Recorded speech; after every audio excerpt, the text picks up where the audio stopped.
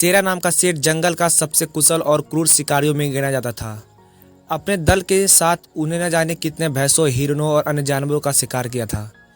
धीरे धीरे उससे अपनी काबिलियत का घमंड होने लगा। एक दिन उसने अपने साथियों से कहा, आज से जो भी शिकार होगा उसे सबसे पहले मैं खाऊंगा, उसके बाद ही तुम में से कोई हाथ लगाएगा। शेरा के मुंह से ऐसी बात सुन सभी अचंभित हो गए। तभी एक बुजुर्ग शेर ने पूछा, अरे तुम्हें आज अचानक क्या हो गया? तुम ऐसी बात क्यों कर रहे हो?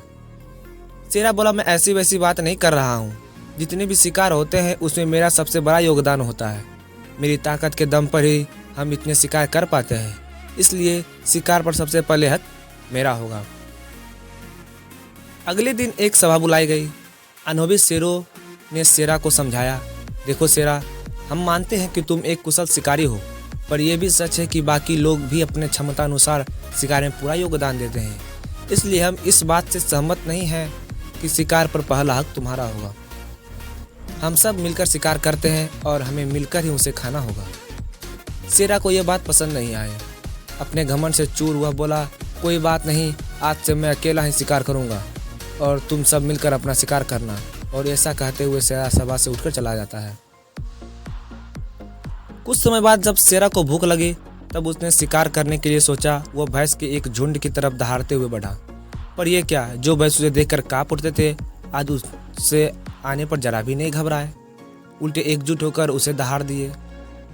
शेरा ने सोचा, चलो कोई बात नहीं, हिरणों का शिकार कर लेता हूँ। और वह हिरणों की तरफ बढ़ा, पर अकेले वो कहाँ तक इन फुर्तीलों हिरणों का घेर पाता। हिरन भी उसके हाथ नहीं आए। अब शेरा को एहसास हुआ कि इतनी ताकत होते हुए भी बिना दल का सहयोग पाए वो एक भी शिकार नहीं कर सकता। उसे पछतावा होने लगा। अब वह टीम वर्क का इम्पोर्टेंस समझ चुका था। वह निराश बाकी शेरों के पास पहुंचा और अपने इस व्यवहार के लिए क्षमा मांग ली और एक बार फिर जंगल उसका दहाड़ से कांपने लगा। फ्रेंड्स, चाहे आप स्पोर्ट्स में हो, कॉर्पोरेट वर्ल्ड में काम करते हो या कोई बिजनेस करते हो, टीम वर्क का इम्पोर्टेंस को समझना बहुत ज़रूरी है। टीम का हर एक मेंबर इम्पोर्टेंट होता है और किसी भी गोल को अचीव करने में छोटा बड़ा रोल प्ले करता है। नेचुरली सभी अंगुलियां बराबर नहीं होती, इसलिए टीम में भी किसी मेंबर का अधिक तो किसी मेंबर का कम रोल होता है। पर यदि बड़ा योगदान देने वाला ये सोचे कि जो कुछ भी है उन्हीं के वजह से है, तो ये गलत होता है।